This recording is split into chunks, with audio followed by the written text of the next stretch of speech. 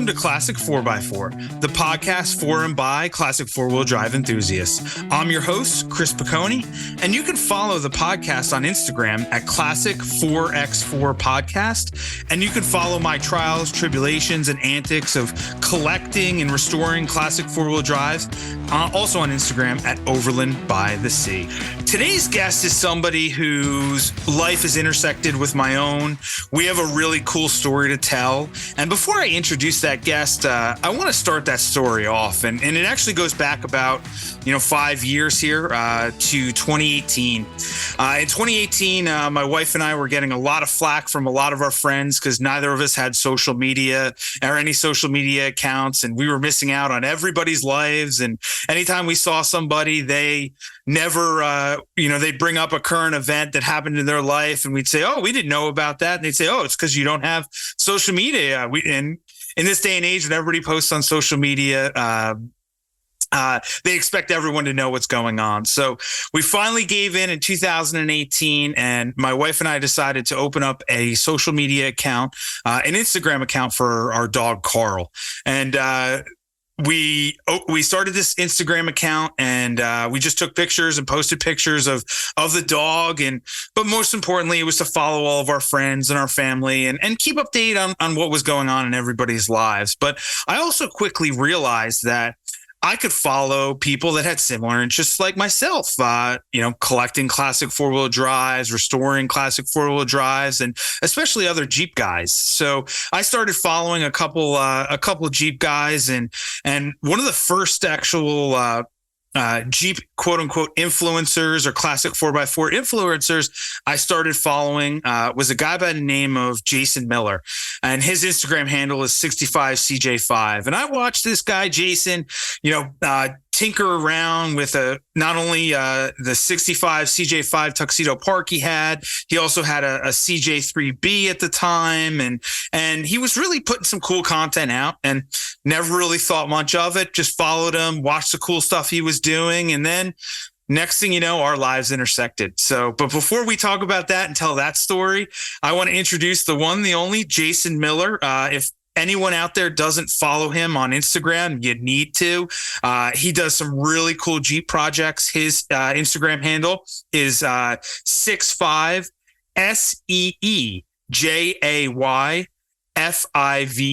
So 65 and then CJ5 spelled out. You also have to check out his YouTube channel. It's under the same handle.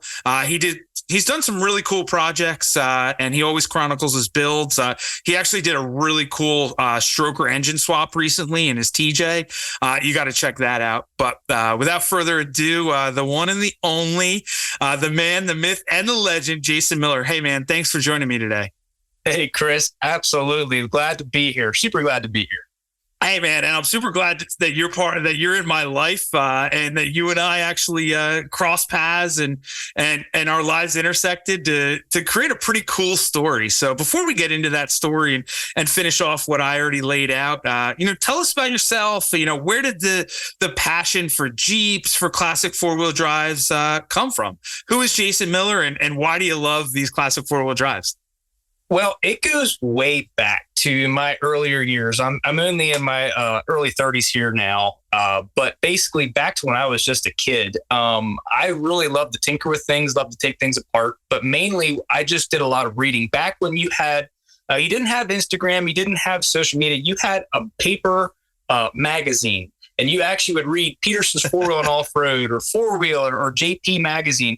And I would read those magazines for hours and just completely. I mean, I was probably the only 7 or 8 year old that could tell you like the horsepower of the brand new truck at the time, or how to re-gear your Dana 44. I've always been all about vehicles ever since I was a little kid, from playing with matchboxes to reading about them. So it goes back to just being a kid. And I'm glad to have parents that actually let me do that. Let me, play with that, not only play with the cars, but actually go to car shows and promoted my love for automobiles. That's awesome. So now that we've gotten to that point, we know who you are. We do, man. The one question that every one of our listeners absolutely loves and people I get the most feedback on is that I ask everybody is, what was your first car or truck or your first vehicle in general? It was actually pretty cool. It was a 1998 flame red Jeep Wrangler TJ. That was my first vehicle, but the only issue was it was a 4-cylinder and it was gutless. I mean, it was a 5-speed, but it was absolutely gutless. If I was going anywhere, it was turning about 4,000 or 5,000 RPMs and just foot to the floor or like screaming. And that's how you had to drive it. This little 2.5 liter 4-cylinders, you just had to rev them to the moon to get them to go anywhere. So what happened to it? Where did it end up? I ended up selling it to my cousin, and I had bought a 2003 Jeep Wrangler after having that for a few years, and that had the 4.0, but that actually was done up with a 6-inch long arm, and that's a whole another story. But my first Jeep ended up going to my cousin, who he started driving, and he just beat the absolute snot out of that thing. So it is probably in a junkyard somewhere by now, but it was actually you're talking like early 2000s here, and a 98 TJ was still like fairly not new, but I mean, it was nice. It was, I'm trying to think. I had like a 2-inch lift on it, had 32s. Yeah. And it had a 5-speed. And yeah, I sold it to my cousin, and he just, he drove the wheels off of it. So that's cool. That's awesome. Which is for you and being a Jeep guy, that makes sense. I think a lot of where I have my love for Jeeps is the fact that my first car was a YJ, which I've talked about a lot. I was dead set when I started driving that I had to have a Jeep, and everybody was like, no, you should get something more, economical. First vehicle shouldn't be a Jeep. And I said, no, if I'm spending my money, my hard-earned money, saving up all the summers, working, I'm going to buy what I want. And it was a 98 TJ. My parents actually had a rule for my brother and I. We had to start driving on a manual transmission. And I think that's something, that should still be to this day, honestly. I don't even know how, parents could have that rule with their children today. Cause I don't even know where you get a manual transmission. Can you even get a manual transmission anymore on a modern car? That's true. I don't know. There's not a lot offering that. I mean, the Jeeps still come in manual transmissions, but everybody's so busy now with their, there's too many things going on. They can't drive manuals. You have time to, hold your phone in this hand, do this in the other hand. Yeah, you can't take a selfie, post it, and then boost it on social media while you're driving a manual transmission, right? Yeah. And then take 3 calls while you're doing it too. It made you learn how to focus on driving, and I think that's something that's something good for all first drivers. Hey, I might have driven a teal Wrangler or a YJ Wrangler, but hey, at least it was still a 6-cylinder and a manual trans. But how did you end up launching 65 CJ5? Where did that come from? My wife was a real big driver behind that, because she told me, she goes, you know so much about these things. You have all this, I wouldn't call it useless knowledge, but you have all this, if I ever go on Jeopardy someday, I could have, if that's about Jeeps, I'd be good, But basically, she's like, you can talk to anybody. You can, just try to make it fun for everybody. You have a good way of trying to teach people. I mean, I don't know if I do or not, but she says I do. And she said, why not try to share that with the world? So I decided, I think it was like May of 2019.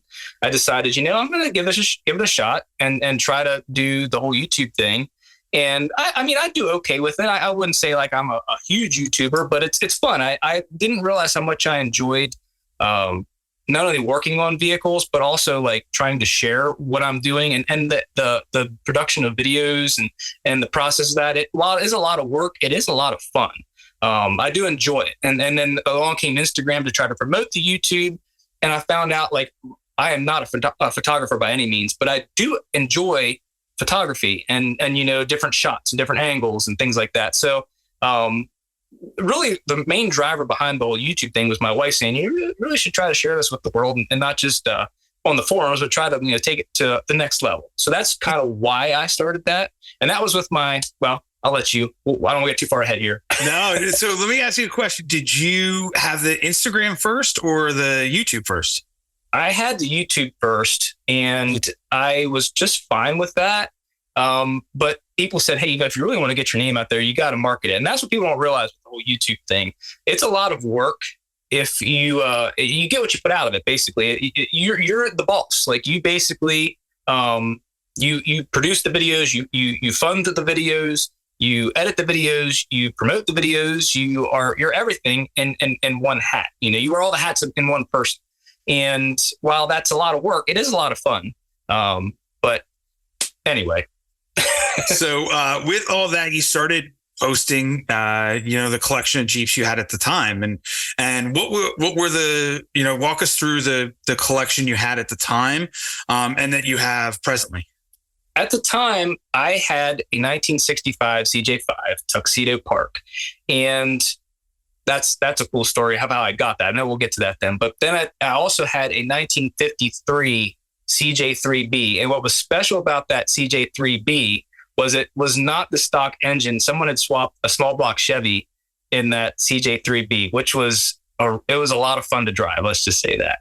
And then I actually, at one time, I had all three. I actually had the 2002 TJ at that time too. I got a 2002 Jeep Wrangler TJ as well. So, which you just did a stroker engine swap into, which we're going to talk about a little bit later. But before we even get into that, tell us the story about how you ended up with the Tuxedo Park. And I think once you tell us how you ended up with it, there's a little history behind Tuxedo Parks in general, which you and I know pretty well. So we'll talk about that. But that Tuxedo Park is where our lives intersected and we crossed paths, which is the start of the next chapter in the story. So tell us where you found that 65 CJ5A Tuxedo Park.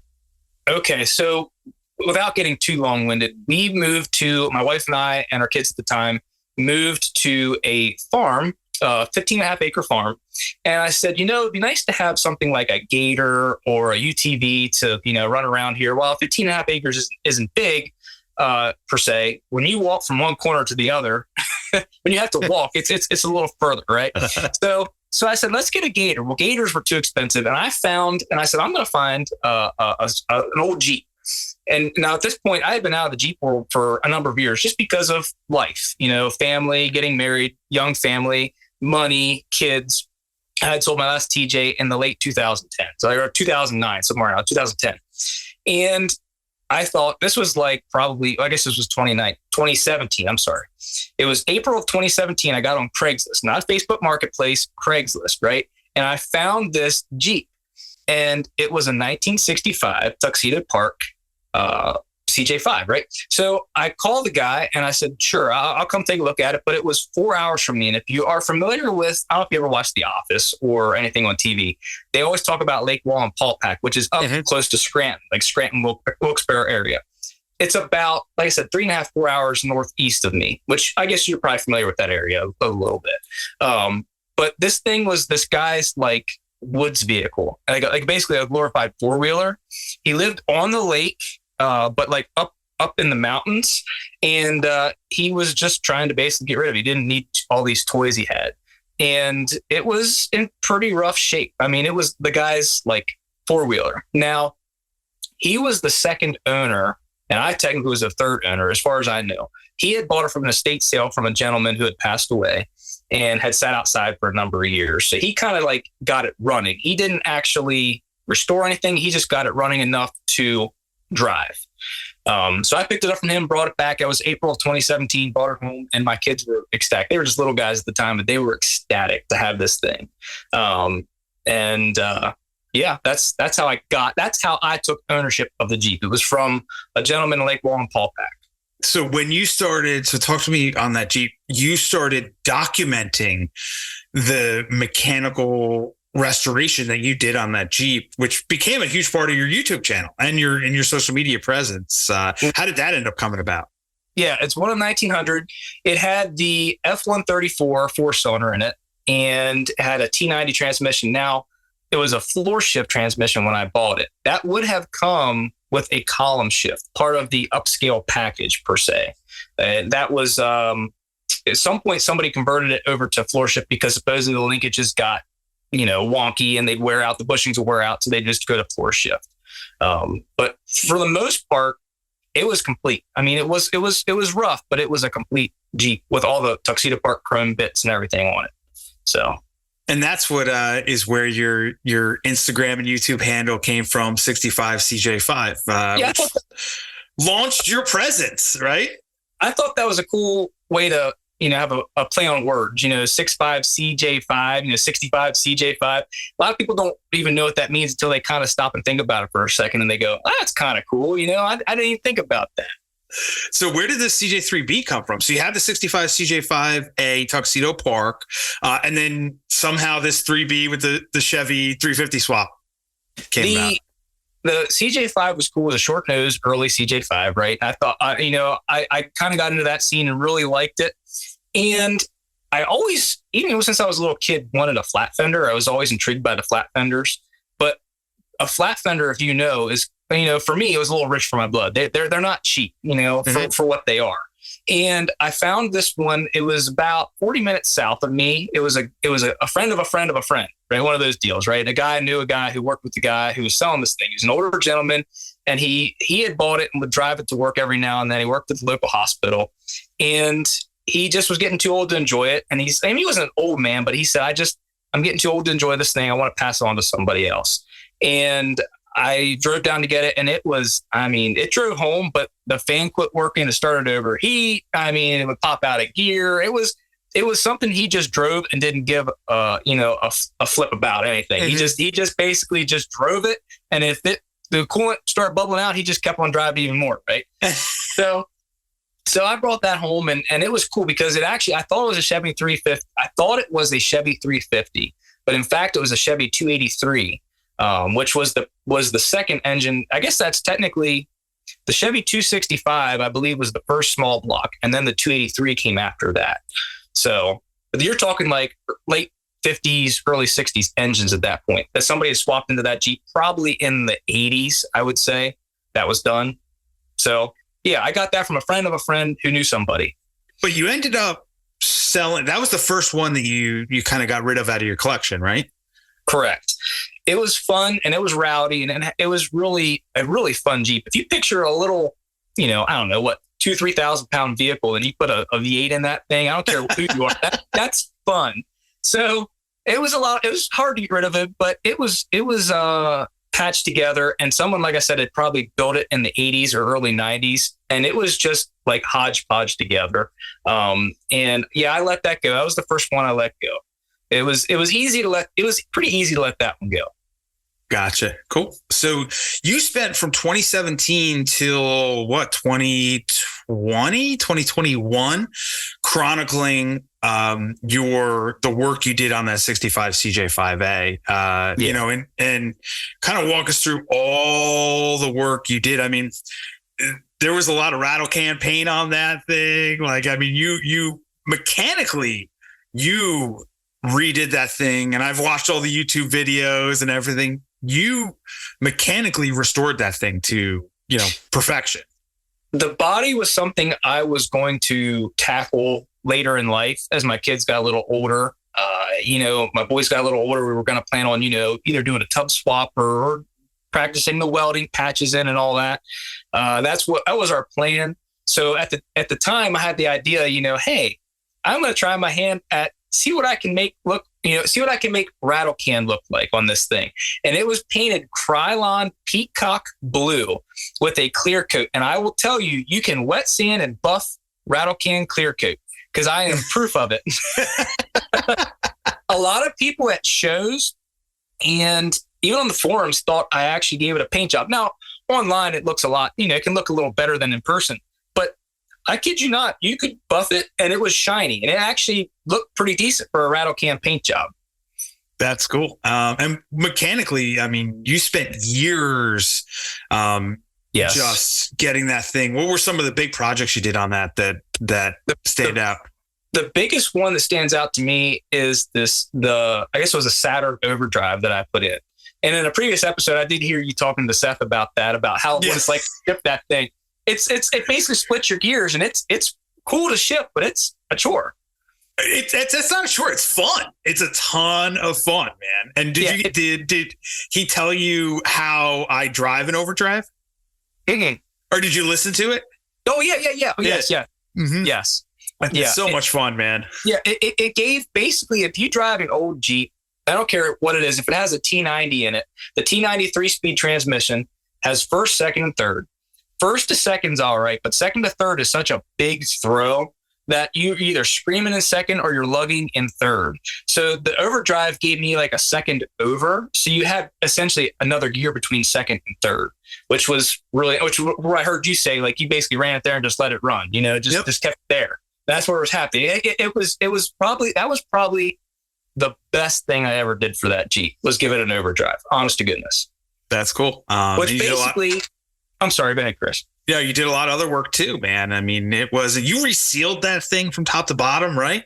Resealed it, went and adjusted all the valves, and oh my goodness, yeah. I didn't actually crack like the transmission open, but we did, all sorts of stuff on that thing. All sorts of stuff. Years and years. So then when did you decide to sell that? I can't even tell you why I decided to sell it. I think I just wanted to free up a little bit of cash for my TJ. Ultimately, I bought a TJ because it's a little better for a guy that has some kids that wants to drive around. The CJ5 is great, but it's not exactly ideal for under 10-year-old kids in.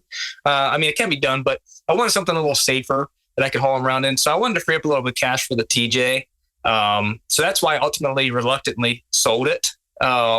Put it up for sale, and which was really cool because I met this cool guy named Chris who. This is where our lives intersect. So one day I'm sitting on my couch and I had just finished up a project, and I was like, I'm always looking for projects. I'm always looking for fun stuff to add to the collection. And I'm on Facebook Marketplace and I'm scrolling through. And keep in mind, Jason and I live, it's 2 states apart, but like we live hours away from each other, right? Okay. So for some reason, and I searched Jeep CJ, right? And I'm going through all these CJs, all these rust buckets and stuff, and I see a picture, and I'm like, man, I know that CJ. I know that 65 CJ5A. Oh, it's that guy I've been following on Instagram and the YouTube videos I've been watching, man. So I was like, whatever, He had it up for a fair price. I was like, I'll just hit him up and see, right? But got back to me, and I ended up buying it, sent my transporter out there, and we talked about it actually for a good like 2 or 3 hours because I was familiar with the Jeep in the first place, but you had amassed a parts, inventory for that thing that was borderline, like I think it actually weighed more than the Jeep itself, right? Right.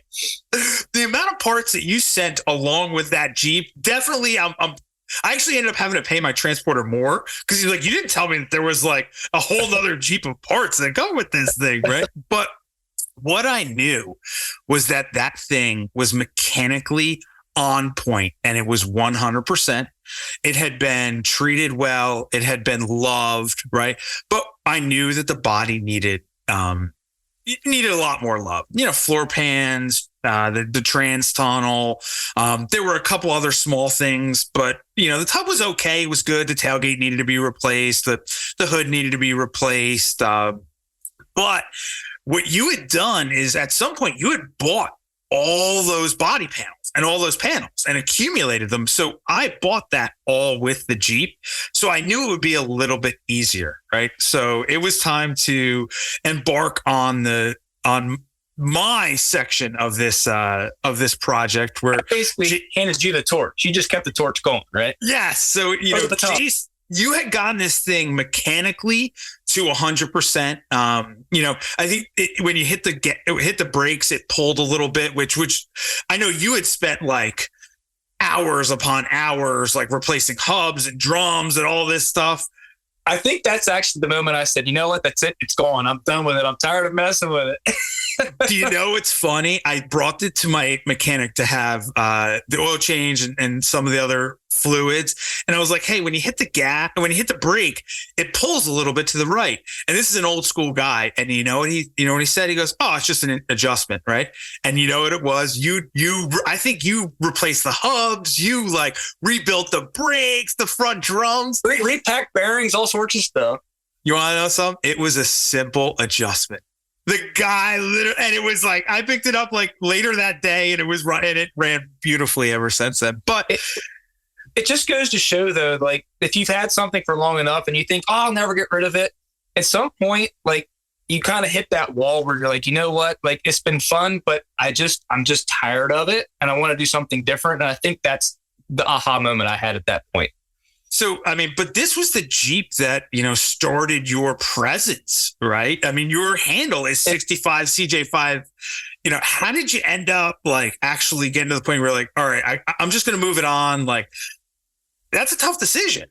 It was hard. That was actually probably the hardest one I ever had to sell. And probably the one I regret selling the most was that one.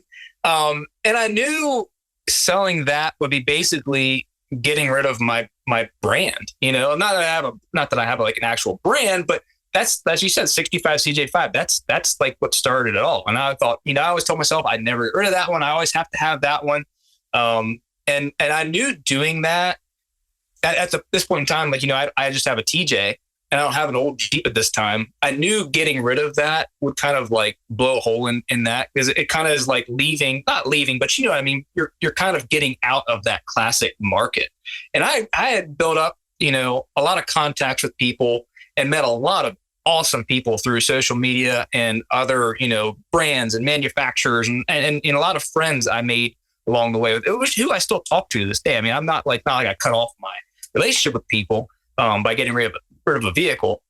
But I knew getting rid of that Jeep was kind of like, what the heck are you doing, dude? Like that is your Jeep, right?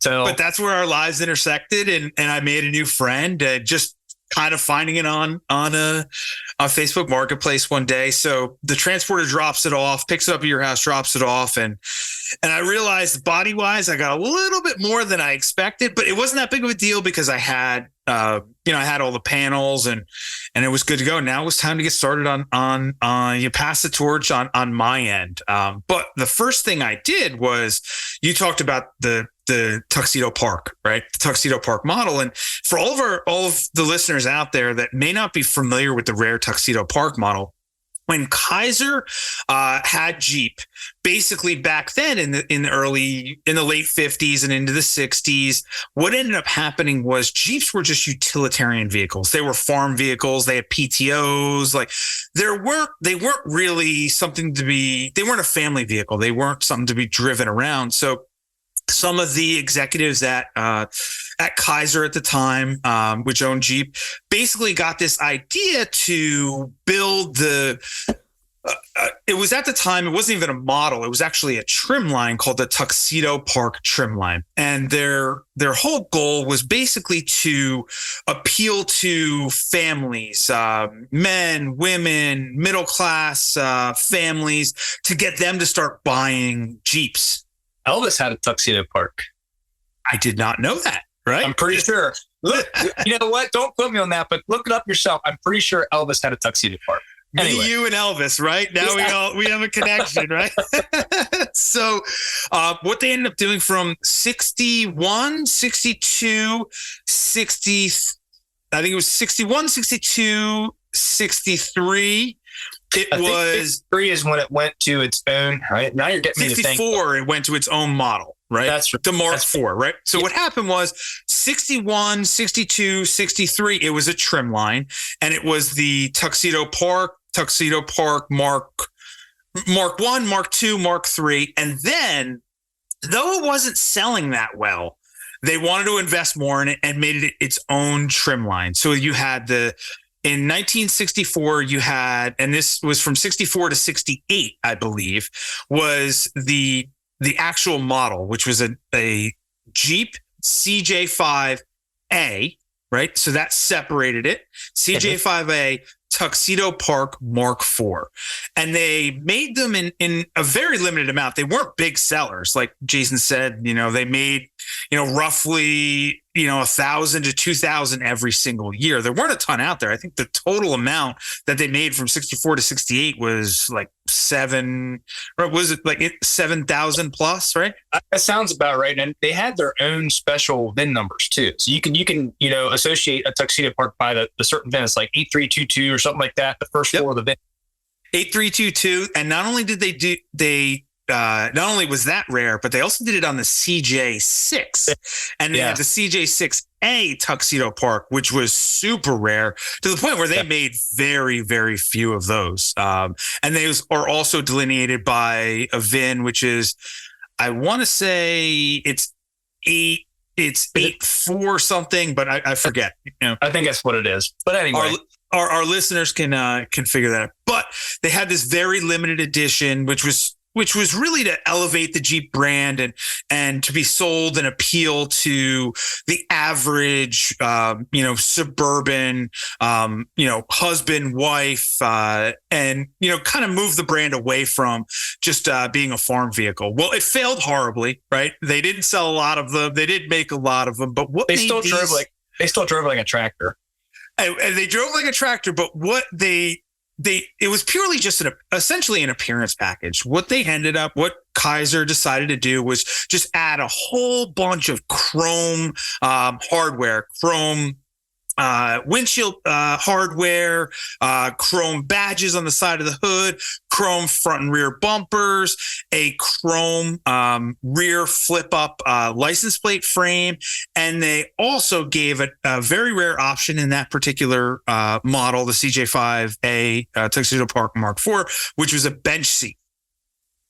And so I ended up buying this particular Jeep from Jason. They also had those turbine hubcaps, which are super rare at this point too, which are impossible to find, right? Yeah. So my first order of business was to get myself up to speed on the history of the Tuxedo Park. And next thing you know, I quickly started to realize that this thing was complete. It had all the hardware. I also quickly realized that flip up rear license plate frame usually was ripped off. And there was no amount of money in the world that you could even buy those things. Even they don't make them repop, and the originals were almost all gone and rotted. So people that had them, they wouldn't even sell them to you. You could offer $1 million and nobody was selling them to you. The same holds true with the bench sheet. The bench sheet was very rare. This particular Jeep did have the bench sheet. So at that point I said, all right, now it's my turn. The torch has been passed, and let's get it to the body shop. Let's get it to the upholsterer and see where we can go. And I ended up painting it Empire blue.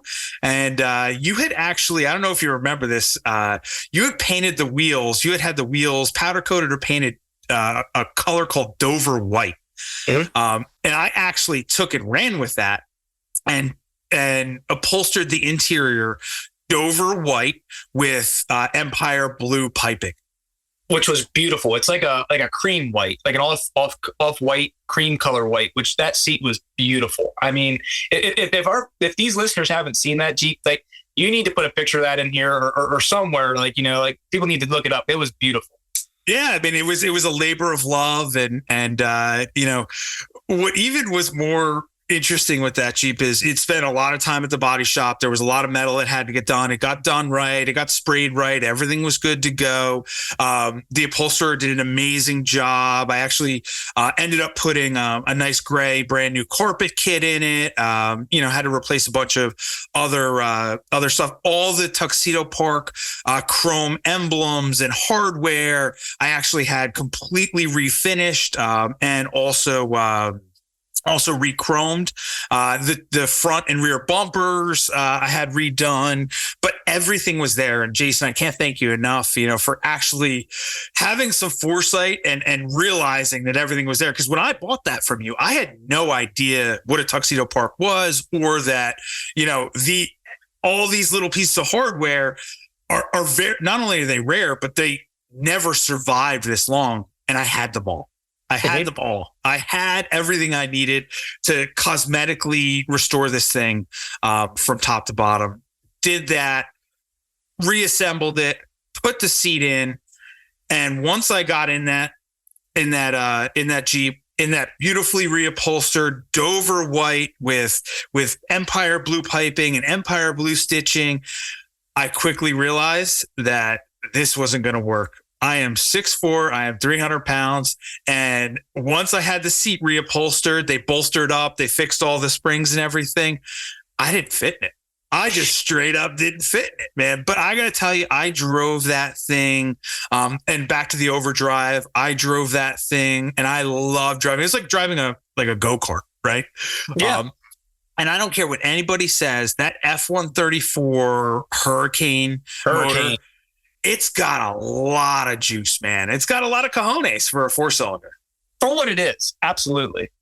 Exactly. I mean, it's no small block 350 or 282, but hey, it worked. But, and I'll tell you, that Saturn overdrive you put in it is what is the reason I kept it so long, even though I didn't fit in it that well. And the steering wheel, though I had to replace the steering wheel, it did rub against my belly every time I turned. But you know what? And that's with the seat all the way back. I'll tell you, I'm a CJ7. I've owned tons of CJ7s, and the difference in wheelbase in that 10 inches between the CJ7 and the CJ5 is a lot when you're 6'4" and 300 pounds. So long story short was I didn't really fit in it that well, but I loved driving it. It was a passion project. I loved working on it. And Jason and I spoke throughout the entire process. I kept him updated. He was the only one that ever knew what was going on. I really appreciated that too. The updates and the text. I look forward to that because it was really cool to watch. And honestly, I was hoping that nobody knew that I was the buyer, because you had posted a YouTube video of, explaining, hey, I'm letting it go. And my transporter was loading it up in the enclosed trailer. And I happened to see it a couple days later. And man, there were some people in the comments that were not happy. They were very mad at me. And ultimately I said, you know what? It is what it is. Yep. So, and in the end, I had fun with it. I drove for, a couple months, and I drove that overdrive where you go from first direct into second direct. And instead of going into third, I'd rev up the RPMs, go into second overdrive. And then instead of going into third direct, I'd rev the RPMs up and go right into third overdrive. And it was so much fun to drive, but it just wasn't practical for me at that point. Every time, there's unforeseen circumstances with every build. That just was one. And you know what? It was, I parked it in the corner of my garage, and it sat there and it started to collect a little dust. And I felt bad that I just wasn't using it. I had some other projects that I was working on and having fun with, and stuff I was driving more regularly, and I just wasn't driving it. So it was time to pass it on down the line to the next caretaker. And a guy out in Iowa that lives out in Iowa ended up buying it from me, and he still to this day texts me pictures of it, of his family in it, and he absolutely loves it. So that's the lineage of that one.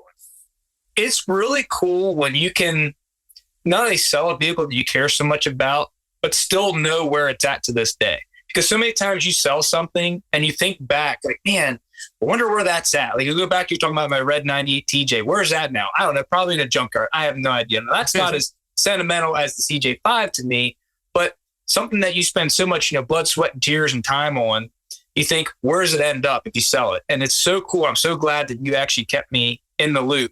And even keep me updated even now, saying, okay, it's out in Iowa, like, where it's at to this point. Now that guy could do who knows what with it is. He can do what he wants with it. He can drive it off a cliff, whistle and be-slit. I don't know. But, basically, thank you, Chris, for keeping me in the loop. I appreciate it. No problem. Maybe but you want to know something? The greatest thing that came out of that Jeep is you and I crossed paths, and our lives intersected, and that's where the value was. We had a lot of fun.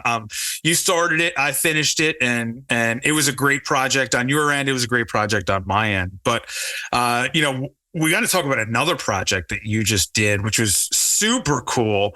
You have that TJ, and it's got some miles on it, man. And that engine was tired, and you decided that it was time to swap it with a stroker. So walk us through, all of our listeners, through the process of not only acquiring a stroker, which is not easy. You waited a long time, right? Yeah. But doing that swap. So I bought the 2002 TJ because in high school I drove Jeep TJs, and I always have really liked the TJ Wrangler platform. And so I figured, one day I'll buy one. And thankfully, I bought that before the price of all the Jeep Wranglers shot through the roof, which are just crazy the last year or two. But I bought that, and it has 196,000 miles on it. Now, for a 4.0, that's not necessarily a lot, but for any vehicle, that's a good bit of miles. But it fit my budget, it fit where I was at, and it's not a primary vehicle, it's just a fun vehicle. So I bought it, but I realized quickly that the owner, when I did the oil change, had put probably like 2 quarts of that Lucas stuff in it to quiet stuff down. And I don't know if it was lifters or what. I'm thinking it was piston slap. Man, you start that thing up when it was cold, it sounded like a diesel. And it ran good. I never did a compression test, which I probably should have. But it ran decent. It didn't use any oil. It didn't like smoke or do anything.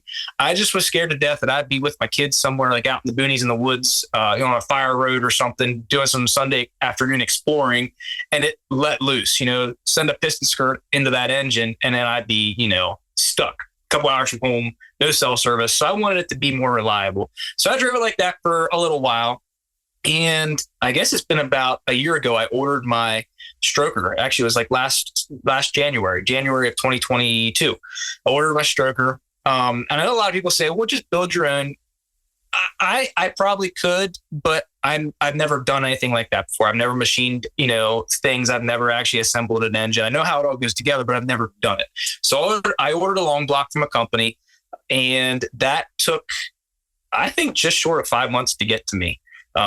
So, which was kind of hard to sit on your hands for 5 months, but the wait especially when you spent that kind of money too, right? Yes, it was a long block, which they basically send you everything minus the covers. So you have to essentially use a lot of your covers, like your valve cover, your oil pan. You need to use, like, that's how I guess it wasn't super expensive, but it wasn't cheap either. But I took the opportunity to put all new stuff on it, put all new accessories on it, water pumps, hoses. I actually put a new oil pan on, new valve cover. I did all that stuff, all new while I was doing it.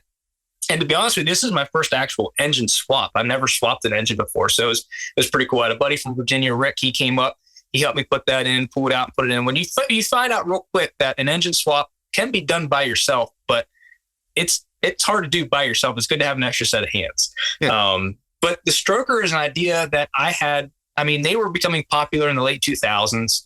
And that's the time I was, driving my Jeeps and everything. And that was something I always wanted to do. Even since a kid, before the CJ5s, before the older Jeeps, I always wanted to put a stroked 4.0 in a Wrangler. I mean, I know some people always said, well, it'd be easier to put a small block in it or do an LS swap. And I'm like, well, I guess, but there's something about the stroker that I always wanted to do. So the engine is a 4.7 liter stroker that was built by S&J Engines out of Spokane, Washington. And the cool thing, it has a 7-year, 100,000 mile warranty on the engine, which is kind of cool. There's a lot of people that do that.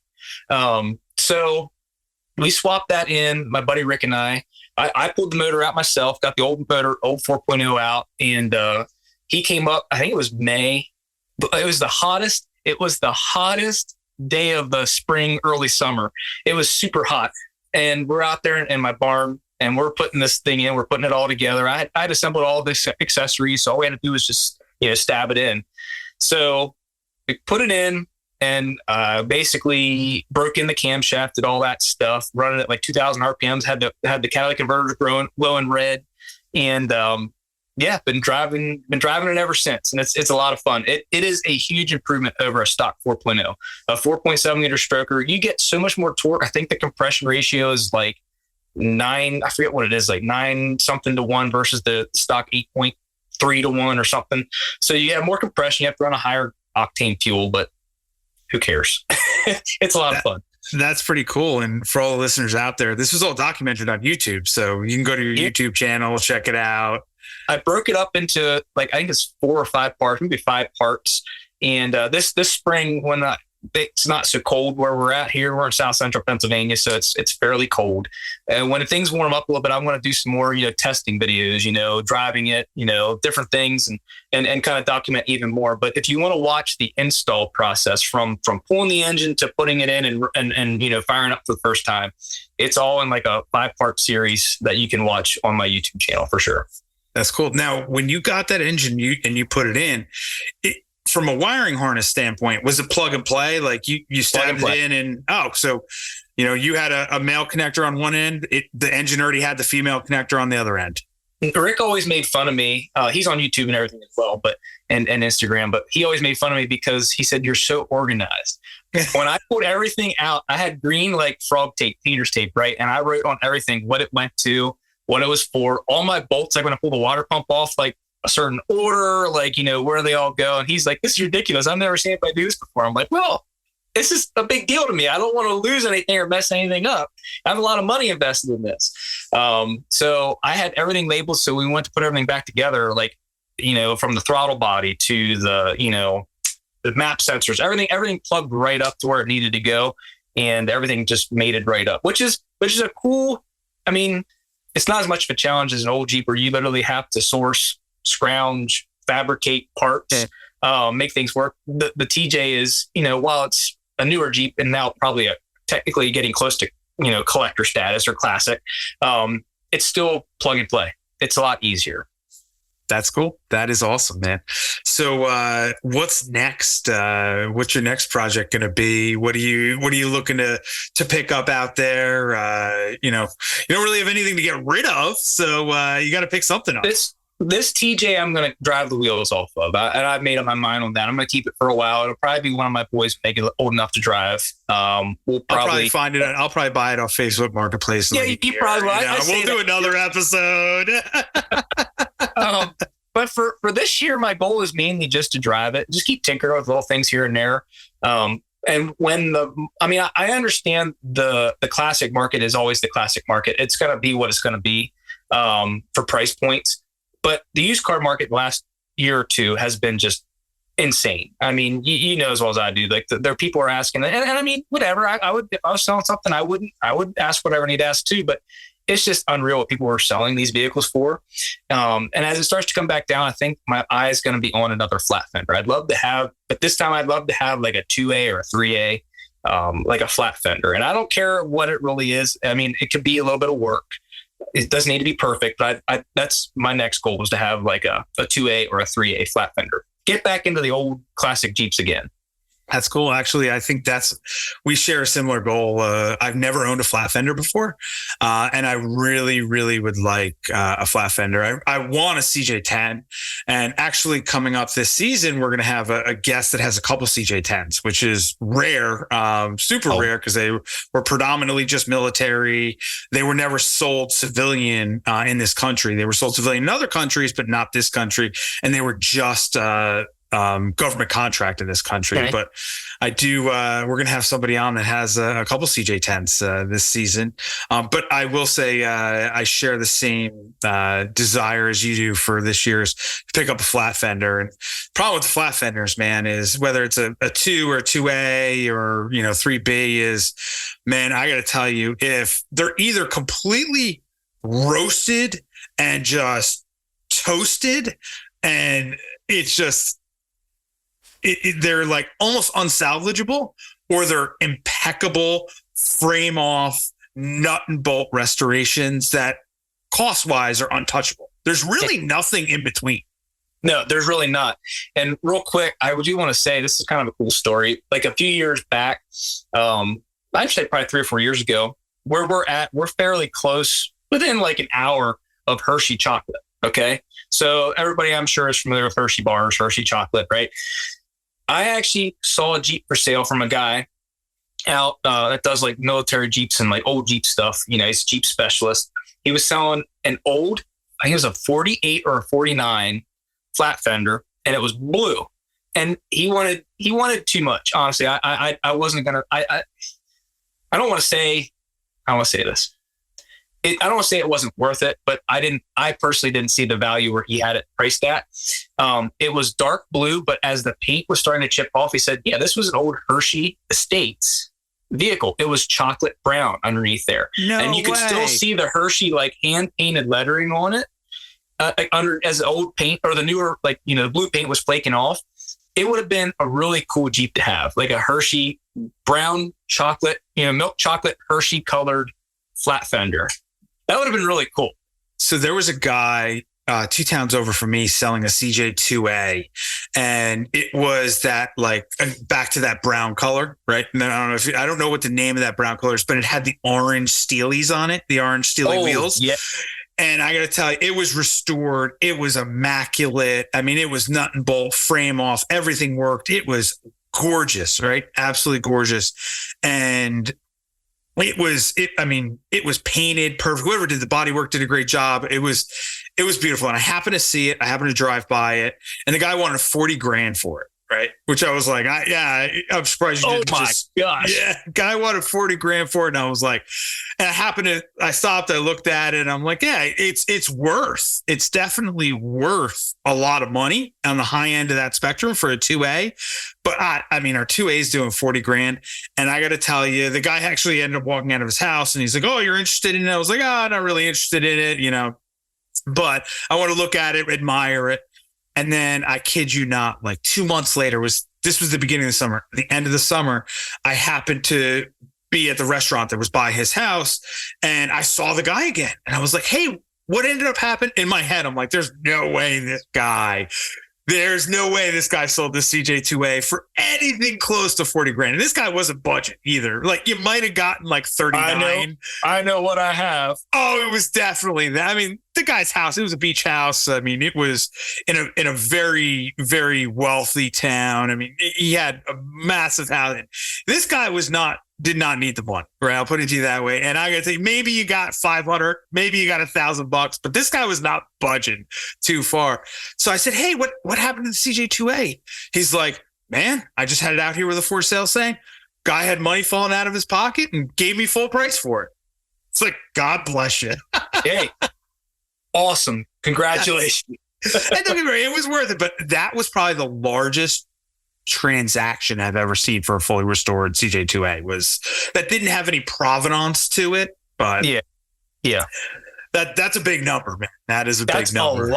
That's a lot of money. Let's just say that's out of my price range. Yes, that's out of anybody that's looking for a CJ2A's price range. So, too funny. Well, hey, Jason, man, I can't thank you enough. I've been haunting you for now. We're in our second season. I wanted you on the first season. Life got in the way. You were busy. Work's been busy for you, but I'm so glad you got on the second season of Classic 4x4 podcast, because you and I have just such a cool story to talk about and how our lives intersected. And for all of our listeners out there, if you don't follow Jason on Instagram and the other social channels, you got to follow him at 65 CJ5, which is 65 SEEJAY FIVE. And you also have to follow him on YouTube and check out his YouTube channels. Go take a look at that Tuxedo Park that he started and I finished. You can see the beginning of it on his Instagram, on his YouTube, and you can see how it ended up on my Instagram at Overland by the Sea. Jason, thank you so much for joining me today. I really appreciate it. I'm so glad that you and I crossed paths in life. Thank you, Chris. I really do appreciate being here. It was a blast to catch up and a blast to kind of go down memory lane. I'm so glad I came across that Tux Park and got to know Jason. Don't forget to check out his YouTube channel and follow him on Instagram at 65CJ5. Also, check out our next episode with Dan Perkins talking about Mitsubishi Monteros and Pajeros, whatever you want to call them.